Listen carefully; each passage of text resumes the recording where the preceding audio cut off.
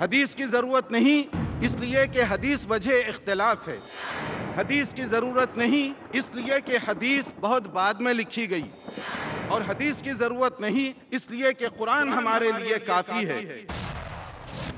جو لوگ یہ کہتے ہیں کہ حدیثوں کی وجہ سے اختلاف ہوتا ہے، میری بات سے اتحاد، شیخ صاحب کی بات سے اتحاد، مولوی اور ملا کی بات سے اتحاد ہوتا ہے، رسول رحمت للعالمین کی بات پیش کی جائے تو اختلاف ہوتا ہے۔ گویا رسول پاک صلی اللہ علیہ وسلم تشریف لائے اختلاف کروانے کے لیے، انتشار کروانے کے لیے، تو آپ نے میری بات کو، شیخ کی بات کو، مولوی کی بات کو، اسکالر کی بات کو، ملا کی بات کو رسول پاک صلی اللہ علیہ وسلم سے اونچا کیا کہ نہیں کیا؟ پڑھیے قرآن، قرآن کیا کہتا ہے؟ اگر رسول کی مخالفت کرو گے تو فتنے میں مبتلا کر دیے جاؤ گے۔ اگر رسول صلی اللہ علیہ وسلم کی مخالفت کرو گے تو عذاب علیم کو للکار رہے ہو۔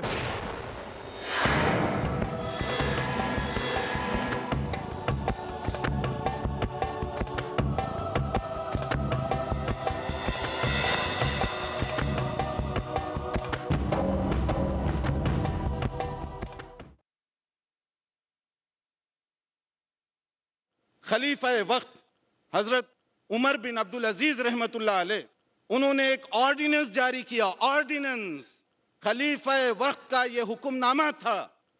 کیا تھا وہ؟ انظروا الی حدیث رسول اللہ صلی اللہ علیہ وسلم فاجمعوا، نبی صلی اللہ علیہ وسلم کے ارشادات کو تلاش کر کے جمع کرو، کہیں ایسا نہ ہو جائے صحابہ کرام کے گزرتے گزرتے یہ علم بھی ختم ہو جائے، جمع کرو۔ اور آپ کو معلوم ہے عمر بن عبدالعزیز کا دور کون سا تھا؟ حضرت عمر بن عبدالعزیز رحمت اللہ علیہ کی وفات ہوئی سن 101 ہجری میں، اور آخری صحابی کی وفات ہوئی سن 110 ہجری میں، ابو طفیل رضی اللہ تعالیٰ عنہ۔ اس کا معنی یہ ہوا کہ حضرت عمر بن عبدالعزیز نے جب یہ آرڈیننس جاری کیا اس وقت صحابہ کرام کی اچھی خاصی تعداد موجود تھی، بعد میں نہیں، صحابہ کرام کی موجودگی میں یہ حکم نامہ، سرکاری حکم نامہ خلیفہ وقت کا جاری کیا گیا، اور اس کے لیے لوگ کمر بستہ ہو گئے۔ عمل تو ہو ہی رہا تھا، کچھ لوگ اپنے اپنے ذوق کے مطابق لکھے بھی تھے، مگر اب خلیفہ وقت کا حکم تھا، اب اس کو جمع کرنے کے لیے کمر بستہ ہوئے، اور اس وقت کچھ مجموعے تیار بھی ہوئے۔ حضرت سعید بن ابی عروبہ جن کی ڈیتھ ہوئی 156 ہجری میں، ان کا ایک ذخیرہ مشہور ہے۔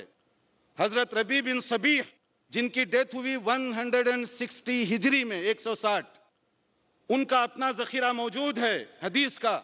اور اس کے بعد حضرت حمام ابن منبہ جو حضرت ابو ہریرہ رضی اللہ تعالیٰ عنہ کے خاص شاگرد تھے، ان کا ذخیرہ تو موجود ہی نہیں، بلکہ حیدرآباد کے ڈاکٹر حمید اللہ رحمت اللہ علیہ، انہوں نے اس کی ایڈیٹنگ کی اور باقاعدہ وہ پرنٹ بھی ہوا۔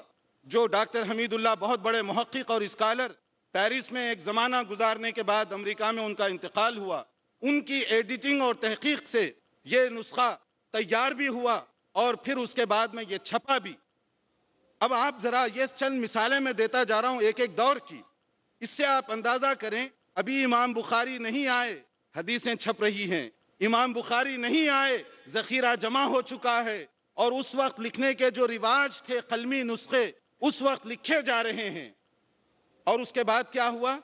امام مالک رحمت اللہ علیہ، ابھی امام بخاری پیدا نہیں ہوئے، جو غلط فہمیاں ذہنوں میں بٹھائی گئی ہیں ان کو سمجھیے اچھی طریقے سے کہ امام بخاری رحمت اللہ علیہ نہیں آئے، امام مالک رحمت اللہ علیہ کی حدیث کی مشہور کتاب موطا امام مالک، مشہور ہے حدیث کی کتاب، آپ عربی لائبریری میں چلے جائیے آپ کو کہیں بھی ملے گی وہ۔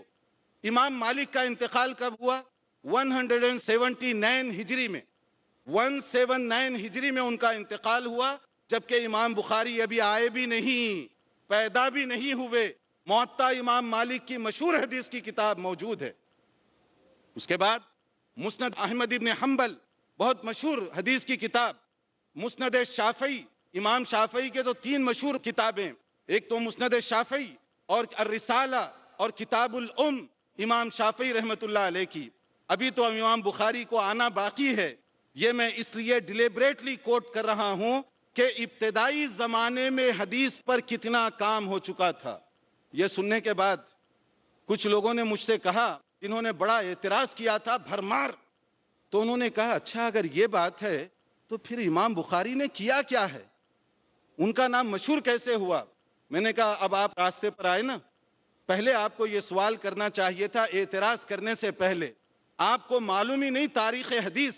آپ نے خود ہی فیصلہ کیا کہ سارے لوگ سوئے ہوئے تھے، امام بخاری 200 سال بعد آئے اور انہوں نے حدیث کا کام کیا، تو اس میں کیا کیا چیزیں مکس اپ ہو گئی ہوں گی.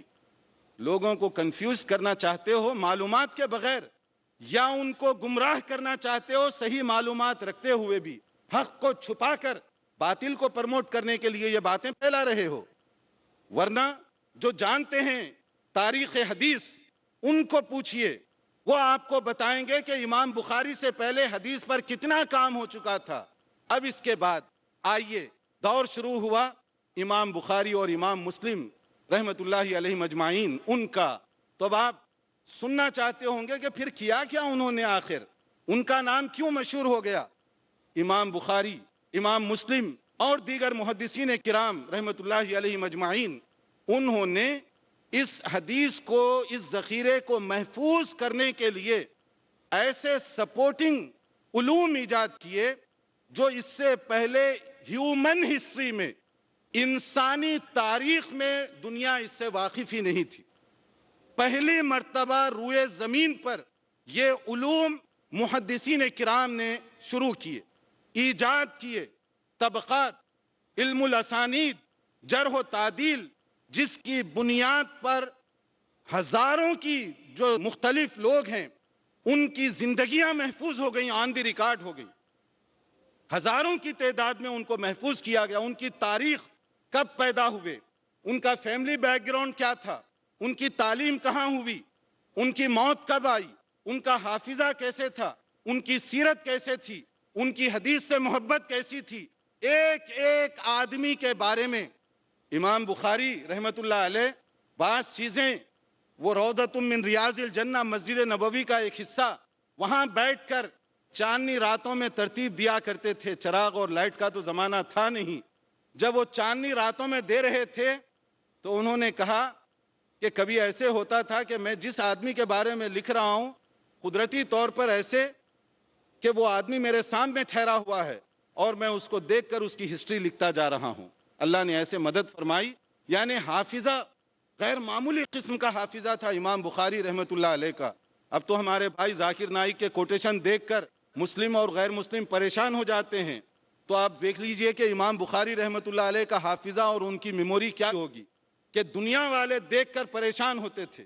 اس زمانے کے بڑے محدثین نے ایک مرتبہ امام بخاری سے کہا تھا دانی اقبل رجلیک یا امیر المؤمنین فی الحدیث، اے امیر المؤمنین حدیث کے فن میں میرا جی چاہتا ہے کہ آپ کے قدم چوم لوں میں، مجھے اگر اجازت دیجئے تو آپ کے قدم کا بوسہ لینا چاہتا ہوں میں.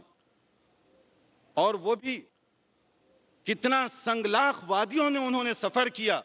کہاں بخارا، کہاں مصر، کہاں بخارا، کہاں عراق، کہاں بخارا، اور کہاں پر یمن، کہاں شام، اور دنیا کے مختلف علاقے اس زمانے میں حدیث کو چیک کرنے کے لیے تاکہ اتھینٹیسٹی زیادہ سے زیادہ پرفیکٹ رہے، حدیث کا معیار زیادہ سے زیادہ بلند سے بلند تر رہے، بہتر سے بہترین ہو.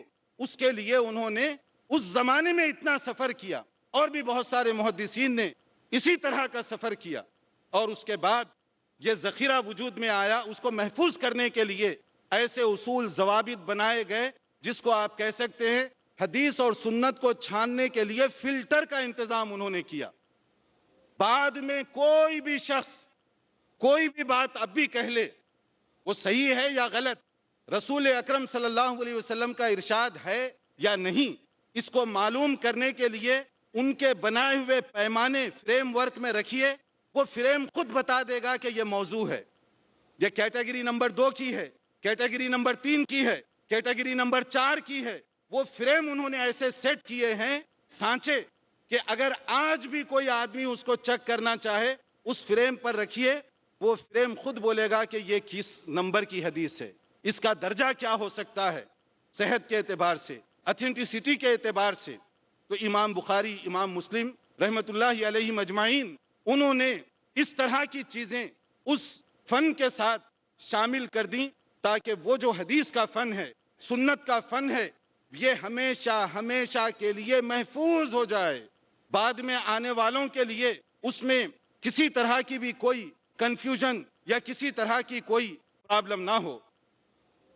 یہ وہ چیز ہے جو محدثین کرام رحمۃ اللہ علیہ مجمعین انہوں نے اپنی طرف سے انجام دیں، اور اس کے بعد اسی معیار پر مختلف انہوں نے پھر کتابیں ترتیب دیں، اسی معیار پر، جیسے صحیح بخاری، صحیح مسلم، وہی فریم جو بنایا گیا تھا اسی فریم پر، اور اس کے نتیجے میں ایسا ذخیرہ وجود میں آیا، ایسا ذخیرہ وجود میں آیا کہ اس کے لیے بہت سارے غیر مسلموں نے یہ گواہی دی۔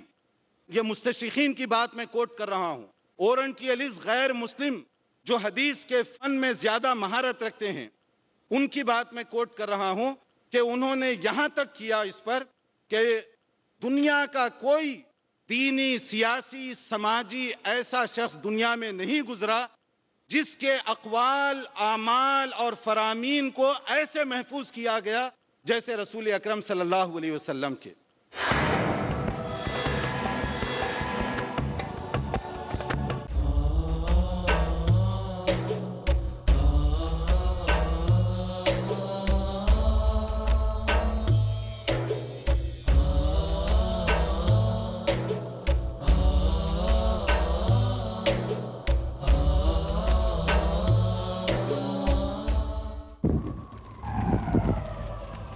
Dialogue. Discussion. Debate. Rebuttal. Conclusion. Eliminate misconceptions about religion. Get enlightened.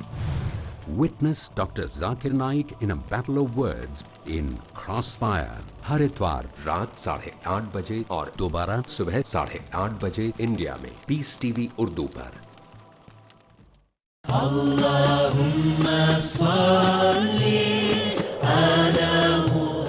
احادیث نبوی صلی اللہ علیہ وسلم۔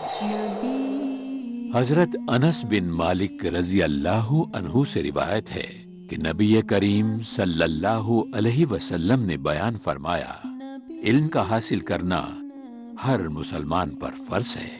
سنن ابن ماجہ جلد نمبر 1 باب نمبر 17 حدیث نمبر 224۔ جہالت، ناانصافی، ظلم، ذات پات، رنگ و نسل، فرقہ پرستی، دہشت گردی آج ساری دنیا کو اپنے شکنجے میں جکڑے ہوئے ہیں، اور انسانیت کو تلاش ہے امن کی۔ اسلامک ریسرچ فاؤنڈیشن کے زیر اہتمام اپنی نوعیت کی پہلی اردو عالمی اسلامی کانفرنس، مختلف مکتبہ فکر کے معتبر علماء کرام، ایک پلیٹ فارم، ایک مقصد، امن کے پیغام کو دنیا کے کونے کونے میں پھیلانا۔ یہ ایک اتہاس کا دن ہے۔ کاروان امن، اگلا پروگرام پیس ٹی وی اردو پر۔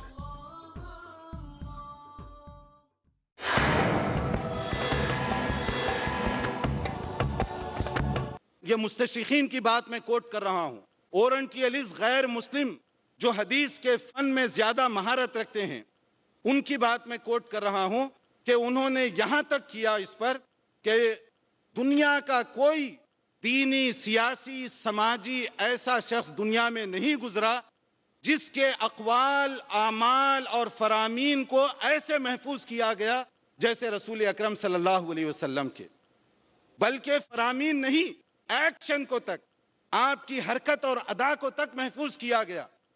نبی صلی اللہ علیہ وسلم ایک مسئلہ بتا رہے ہیں، اس وقت صحابی کہتے ہیں آپ کا ہاتھ اپنے چہرے پہ اس طرح رکھا ہوا تھا، اب ہاتھ اس طرح ہو یا اس طرح ہو مسئلے سے تو فرق نہیں پڑتا، مگر ایکشن بھی نقل کیا گیا۔ محدث حدیث سنا رہا ہے، اس کے بعد وہ مسکرا دیا۔ لوگوں نے پوچھا یہاں مسکرانے کی کون سی بات ہے؟ انہوں نے کہا اصل میں یہاں تو نہیں ہے، میں نے جب استاد سے یہ بات سنی، انہوں نے مسکرایا تھا تو میں نے بھی مسکرا دیا۔ ان سے میں نے پوچھا تو انہوں نے کہا ان کے استاد نے اسی طرح کیا۔ اس کے بعد یہ ہوا کہ رسول پاک صلی اللہ علیہ وسلم نے یہ جب حکم دیا، اس وقت کوئی موقع تھا آپ نے مسکرایا، تو اس وجہ سے آپ کی مسکراہٹ بھی نقل ہو رہی ہے، حرکت، ایکشن، اس کو تک نقل کیا گیا۔ اور اس کے بعد پھر جو احادیث کا یہ جو ذخیرے تیار ہوئے، جس پر مستشرقین اورنٹیلسٹ تک یہ گواہی دے رہے ہیں، جو لوگ حدیث کو اس بیک گراؤنڈ کے ساتھ پڑھیں اور سمجھیں، آج بھی وہ کیا گواہی دیتے ہیں، یہ تو مستشرقین کی بات ہے۔ ایک اور بات میں آپ کو سنانا چاہتا ہوں۔ حیدرآباد میں تیلگو زبان میں حدیث کی ایک مشہور کتاب ہے اللؤلؤ والمرجان، صحیح بخاری اور صحیح مسلم کا مجموعہ، جب تیلگو میں ترجمہ ہوا، اس کے اندر ایک اوپننگ سیرمنی کی گئی، افتتاحی، تو اس میں ایک غیر مسلم جج کو بلایا گیا تھا، ہندو جج کو، وہ اس کو پہلے دیا گیا۔ اس نے کہا میرا جی چاہتا ہے اس کو پڑھنے کے بعد کہ اس کتاب کو میں سجدہ کروں، اس کتاب کو پڑھنے کے بعد جی چاہتا ہے کہ سجدہ کروں میں اس کو۔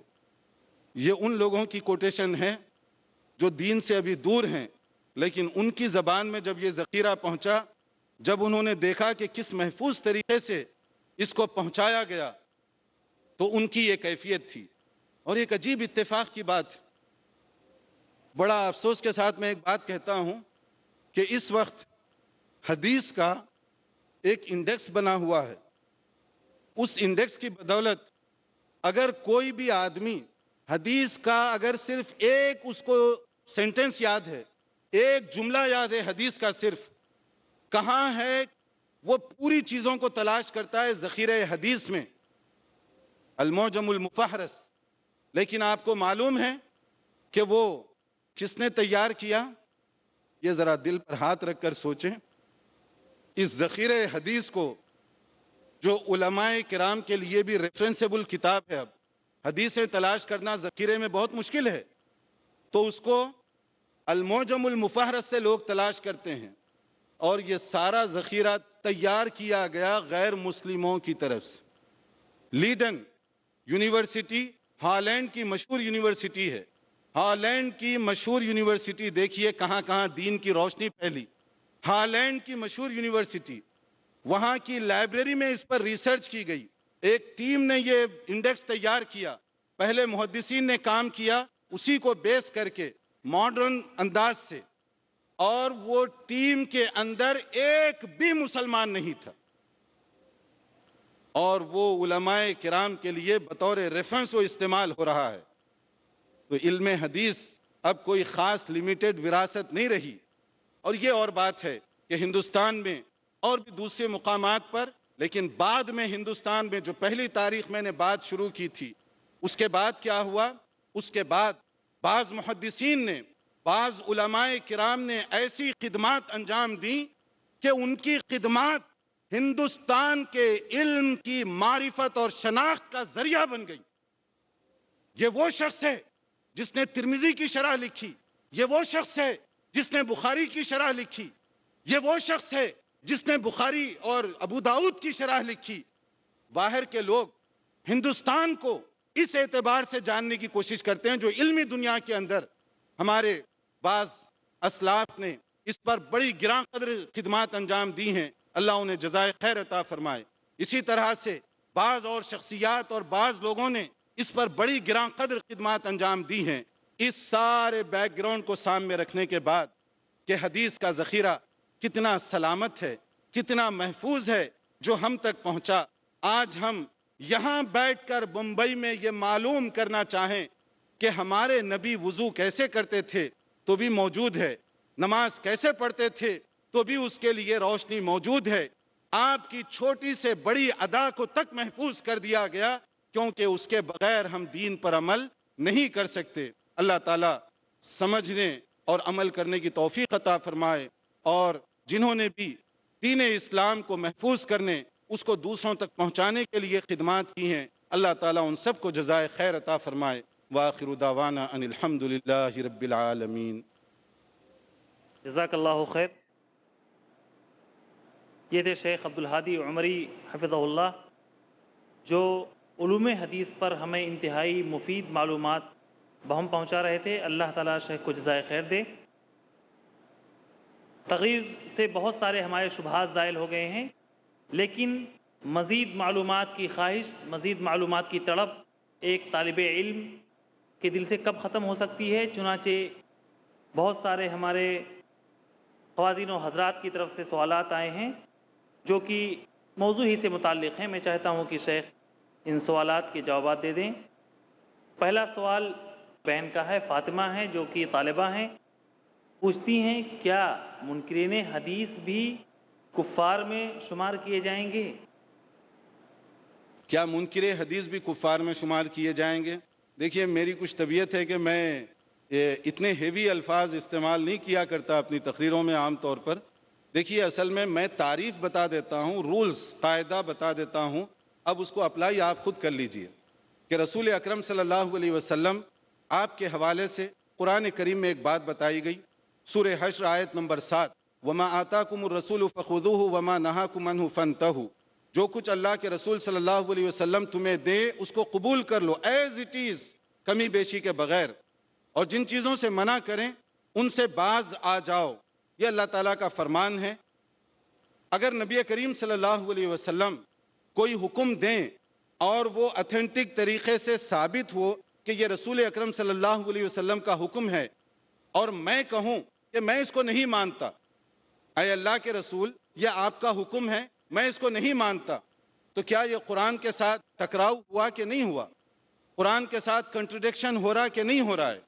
قرآن مجید میں ایک اور بات جو نبی صلی اللہ علیہ وسلم ہی کے حوالے سے کہی گئی، فَلَا وَرَبِّكَ لَا يُؤْمِنُونَ حَتَّى يُحَكِّمُوكَ فِي مَا شَجَرَ بَيْنَهُمْ ثُمَّ لَا يَجِدُوا فِي أَنفُسِهِمْ حَرَجًا مِّمَّا قَضَيْتَ وَيُسَلِّمُوا تَسْلِيمًا۔ اللہ کی قسم، اس وقت تک وہ مسلمان نہیں ہو سکتے جب تک کہ اپنے اختلافات میں اے نبی صلی اللہ علیہ وسلم آپ کو اپنے لیے حکم اور فیصل تسلیم نہ کر لیں۔ اب اختلاف یہ ہو گیا مثلا حدیث کا، اب اس کے اندر ہم حکم کس کو بنائیں گے؟ اس قرآن کی آیت کی روشنی میں رسول اکرم صلی اللہ علیہ وسلم کو، اگر نبی صلی اللہ علیہ وسلم کو حکم بنا لیں تو آپ کا فیصلہ تو میں نے سنا دیا کہ صحابہ کرام کس طریقے سے نبی صلی اللہ علیہ وسلم کے فرامین کو لیا کرتے تھے، آپ کے اقوال کو لیا کرتے تھے۔ حضرت ابو بکر، حضرت عمر، حضرت عثمان، حضرت علی رضوان اللہ علیہم اجمعین، انہوں نے کبھی یہ نہیں کہا اے اللہ کے نبی یہ نماز آپ کے طریقے کی ہے، میں اپنے طریقے کی نماز پڑھوں گا۔ انہوں نے کبھی یہ نہیں کہا یہ آپ کے طریقے کا روزہ ہے، میں اپنے طریقے سے روزہ رکھوں گا۔ انہوں نے کبھی یہ نہیں کہا حج کا طریقہ آپ نے یہ بتایا ہے مگر میں اپنی مرضی سے حج کروں گا، ایسے نہیں بتایا۔ جو نبی صلی اللہ علیہ وسلم سے براہ راست فیض پانے والے تھے، کنفرم ہونے کے بعد کہ یہ نبی کا فرمان ہے، نبی کا ارشاد ہے، نبی کی سنت ہے، پھر بھی کوئی نہیں مانتا، تو یہ جو قرآن مجید کی آیات ہیں آپ اس کو چسپاں کر کے پھر آپ ہی مناسب لفظ تلاش کریں کہ اس آدمی کو کیا کہنا چاہیے۔ احمد گوینڈی سے ہیں، کہتے ہیں کہ اگر کسی مسئلے میں ہمیں قرآن یا صحیح حدیث سے دلیل نہ ملے تو کیا ضعیف یا مرسل احادیث پر عمل کیا جا سکتا ہے؟ دیکھیے، اگر صحیح حدیث نہ ملے تو کیا ضعیف یا مرسل، یہ دو جزوی سوال ہے۔ مرسل جو کہا جاتا ہے وہ ایک خالص اصطلاحی لفظ ہے، تو اس لیے مرسل کو ہم عمومی معنوں میں ضعیف میں نہیں شمار کرتے، اس لیے ایک الگ بحث ہے کہ مرسل کو ہم صحیح کہیں ضعیف کہیں، محدثین کا اپنا ایک انداز ہے، اس کے رولز الگ ہیں۔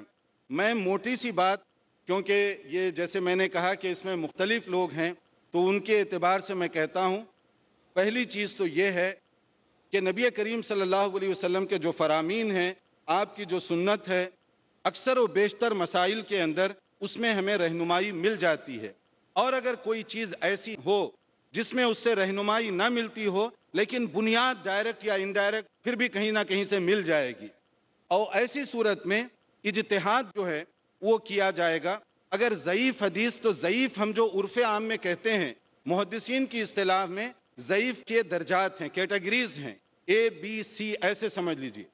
ضعیف اے کیٹیگری کی اگر ہو تو بعض شرائط کے ساتھ اس پر عمل کیا جا سکتا ہے، بی کی ہو تو بعض اور شرائط کے ساتھ اس پر عمل کیا جا سکتا ہے، سی کیٹیگری کی ہو تو کبھی بھی عمل نہیں کیا جا سکتا۔ تو اس لیے صرف ضعیف کہہ دینا یہ کافی نہیں ہوگا، اس کے اندر درجات کا تعین کرنا بھی ضروری ہوگا تاکہ اسی کے مطابق ہم فتویٰ یا فیصلہ دے سکیں کہ ضعیف پر کب عمل کیا جا سکتا ہے۔ بہرحال اجتہاد کرنے سے یہ ساری چیزیں ہمیں بہت واضح ہوں گی، اور کوئی چیز جو ہے دین کے اندر ایسی نہیں ہے جس کو ہم ویکیوم کہیں، خلا کہیں، جس کو پر کرنے کی ضرورت پیش آئے گی انشاءاللہ تعالی۔